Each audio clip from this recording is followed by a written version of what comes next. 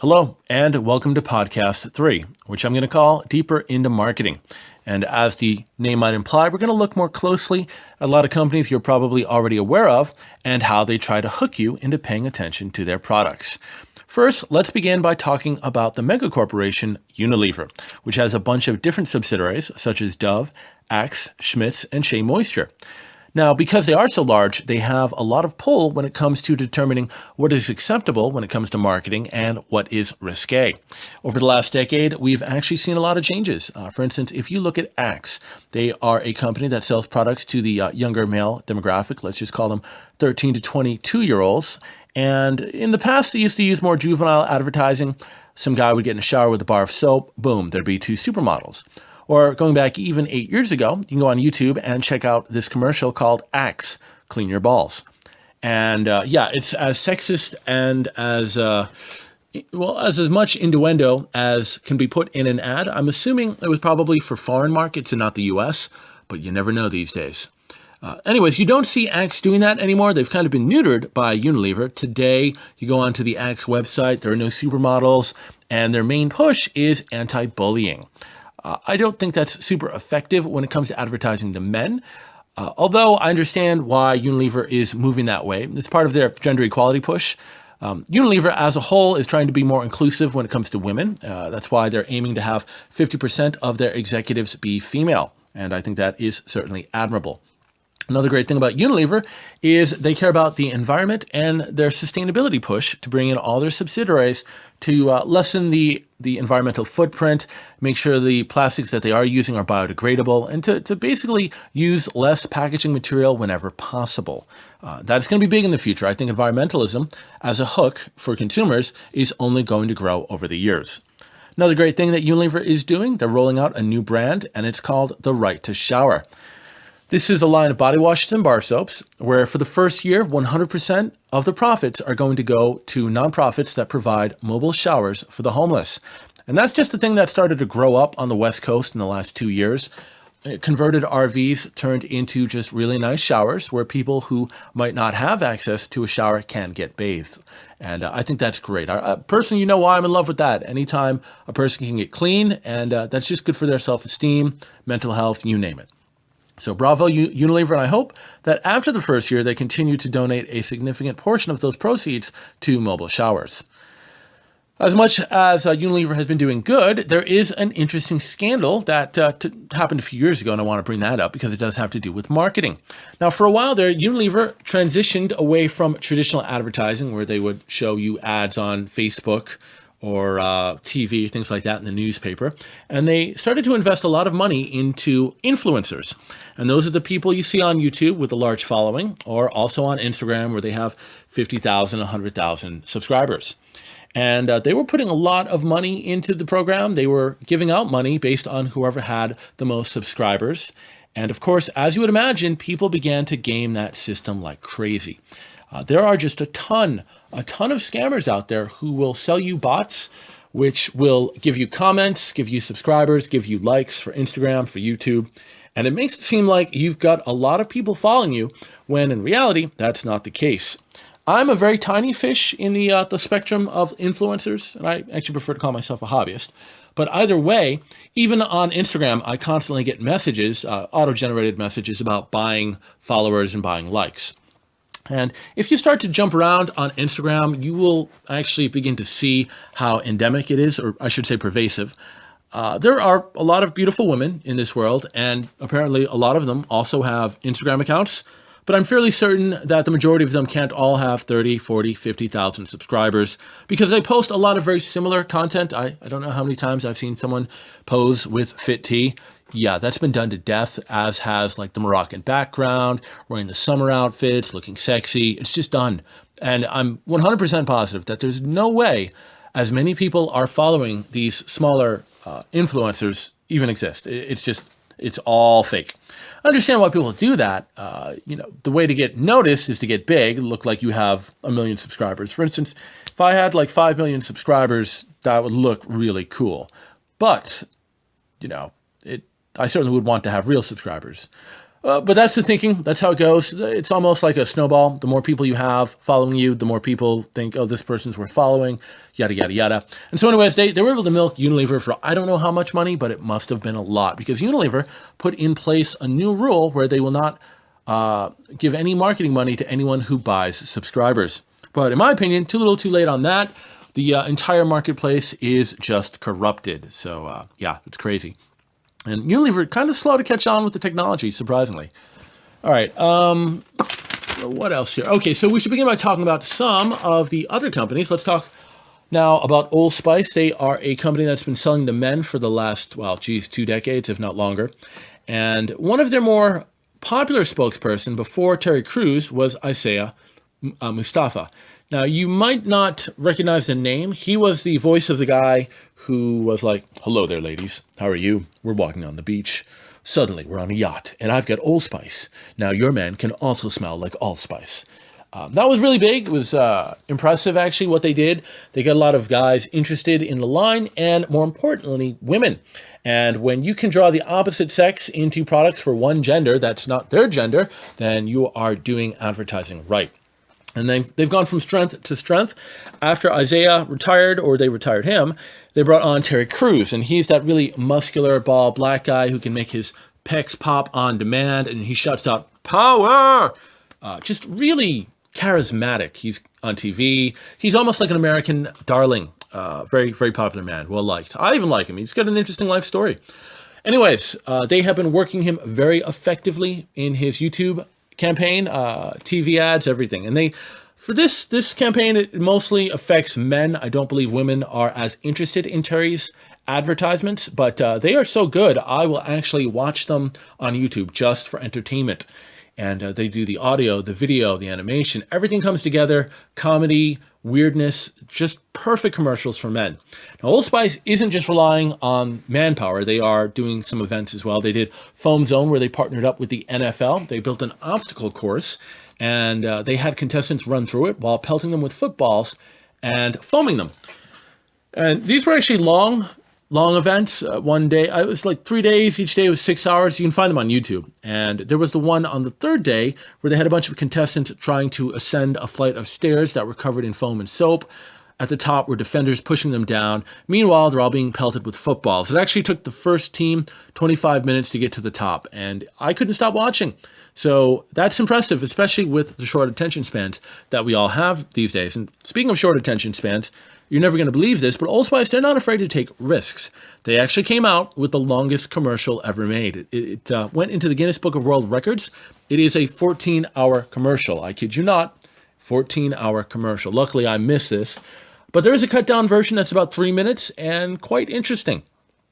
I wonder if anyone's actually watched the entire 14-hour commercial, because that would be insane. All right. Now that we've talked about one of the masculine companies, let's jump over to something for the ladies. Dove. Now, Dove is as big as they get. They have the most reach when it comes to advertising for the other gender. And I am just, I'm awestruck at how successful they've been over the last decade, which is when they started their Real Women campaign. A decade ago, there was some issues, well, still are issues today, with body dysmorphia. And for guys who might not be aware of the issue, it is prevalent and mostly affects women. The problem is when you look at movies or television or even music videos or music today or online or pick up a newspaper or a magazine, and you see women, they are generally depicted as young, very attractive, perfect fit, just great bodies, the whole 9 yards. So we're talking 9s and 10s here. But the reality is that's not most women. That's basically an unattainable standard of beauty. And this has been sort of shoved down women's throats for the last decade. It's like, you have to look like this. Guys, imagine if society told you that you had to be 6'2" and must look like George Clooney, and if you don't, there's something wrong with you. Just imagine having that reinforced every single day. So it's been really terrible for the self-confidence of young women and girls. However, Dove was one of the first companies to really sort of address this issue with a little bit of social advocacy. And so they started a campaign because they realized that most of their consumers are regular women. And they showed girls who were older, maybe overweight, perhaps had stretch marks from having given birth to children. And even myself, I wasn't aware of stretch marks after childbirth. It's just something I'd never really seen until I saw the Dove campaign. And at first it was a little shocking, but now that I'm like comfortable with it, it really makes things normal, more natural. And I think that's good to sort of have realistic expectations. And that's resonated with women everywhere. So that's really been a big driving factor in their marketing campaign for the last 10 years. It's sort of transitioned into beauty bias now. That's the latest twist of it. And sadly, I do believe the campaign is running out of steam for Dove just because so many other feminine companies have co-opted it. That bandwagon is getting full. And Dove's going to have to do something to sort of put themselves apart from the pack. And I think what they've done, I found this new sort of, subsidiary of Dove called Baby Dove. They are trying to get all the new mothers on board with Dove products for their children, which is admirable because if you can get the kids at a young age in terms of marketing, get them familiar with the products, boom, lifelong consumers. Very, very ambitious. However, I'm not a fan of their website. I think they're taking the wrong tack. Dove is like, oh, you're a new mother and we appreciate you. And we know that you're going to raise your kid the best way you know how. And it doesn't matter what anyone says to you, you know how to raise your kid best. So they're really trying to be extremely non-judgmental because they want to take in the entire realm of motherhood. But the reality is that's just so disingenuous. It's entirely transparent. Like motherhood is actually a time of great judgment. Don't beat your children. That's not a good way to raise your kids. Make sure to get them vaccinated. There are all these things that happen when people raise children. Sometimes people don't know, and so you have to tell them, oh, you're an awful mother, stop doing that, yada, yada, yada. So judgment is important, and I think Dove just sort of throwing their hands up and being like, hey, whatever goes, we're down, just buy our stuff, won't resonate well. All right, anyways, moving on. I want to talk to you about Dr. Bronners. They've been around for quite a while now, 30 years, maybe even before I was born. And they've been very, very consistent in their message. They've been pushing environmentalism. They've been pushing gay rights. They've been pushing the legalization of marijuana. And they've done a lot of work in inclusiveness when it comes to bringing on gay employees and getting involved in the community. They have always been about environmentalism. Their products are meant to be reused sometimes. You look at their bar soaps, they have biodegradable packaging. And of course, when it comes to marijuana, they've actually been doing political advocacy. They've been out there protesting in front of the offices of politicians, trying to raise awareness about it, and they've been very, very successful.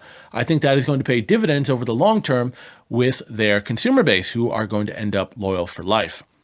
Although myself, their marijuana push never really struck a chord with me. It always seemed like Dr. Bronners was, hey man, you want to smoke some pot? Come on, dog, let's just get high all day. It just never appealed to me, but I understand why they're doing it or believe in it. And, it's kind of harmless. So whatever floats your boat. All right. Yes, Buchanan, they are for men. And their little niche has been veterans. That was how they get started. They made soaps for people who were retired from the military that would remind them of their time in the military. So far, honestly, I've tried a lot of their bar soaps. Haven't been super impressed. I'm not sure why people would even want to go back to those things. That would give me like unpleasant feelings of the past. But I guess actually, if you've been out in the shit for months on end, like a giant kind of crappy bar of soap would probably be sort of like a life-affirming luxury after a while. So I guess it makes sense. The other good thing that Buchanan's been doing, the blue-collar market, they've been targeting them. They're the manly guys. The only problem with that, though, is it's not likely to last forever. You look at the current generation of men, I don't want to say that we're now metrosexuals, but instead of being outside doing outdoor things, a lot of guys tend to spend time inside playing video games. I can't tell you how many times I'll be driving around and I'll look down the street and I'll be like, geez, I remember when my friends and I used to ride bikes or go play in the park, just, physical outdoor stuff. And you don't even see boys outdoors anymore. You see more girls walking down the street than you will boys nowadays. So it just goes to show you how the consumer base is changing in terms of, habits and interests. It'd probably be likely in the future that some company is going to make a line of products that are going to hook in video games. Like, hey, try Skyrim White Lavender Soap. It'll take you right back to Whiterun. And while it sounds absurd, I do think that there is a possibility for things like that to be successful, just because of the amount of time that guys have spent playing video games. They'll start playing with their buddies 10 hours a day online. Just crazy stuff like that. Okay, enough of Duke Cannon. Let's move on to Schmidt's. If you've heard of them, they've been around for a decade now, and they are on the West Coast, but they've blown up. They are an international company bought up by Unilever. And I really like what they've done. Their Instagram account has always been exciting, at least as far as I'm concerned, someone to compete against. And their community manager, Joanna, is just really charismatic, knows how to run things, reach out to people, just keep things interesting. And they are on the right track. They have partnered with Jane Goodall. She's a very legendary environmentalist and animal rights advocate. Her work, most people are familiar with her work if you care at all about endangered species.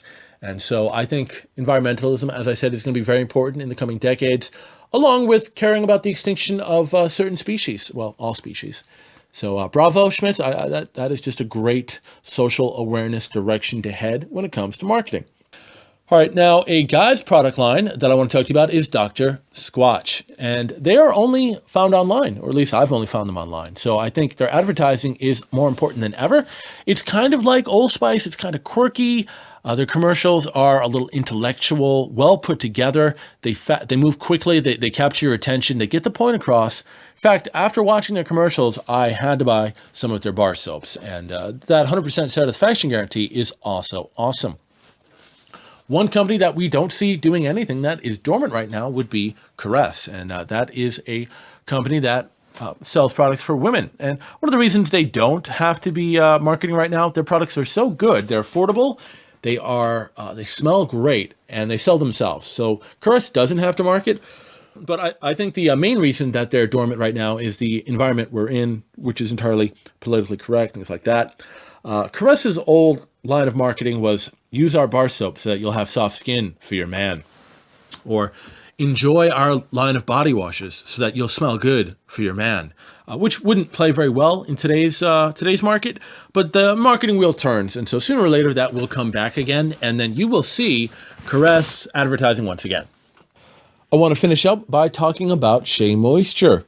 And they've been going strong when it comes to advertising in the Black community, showing a lot of Black faces on their Instagram account, in their social media, videos, ads, things like that, which is great. It's always nice to see representation. Sometimes we don't actually have that much for other companies.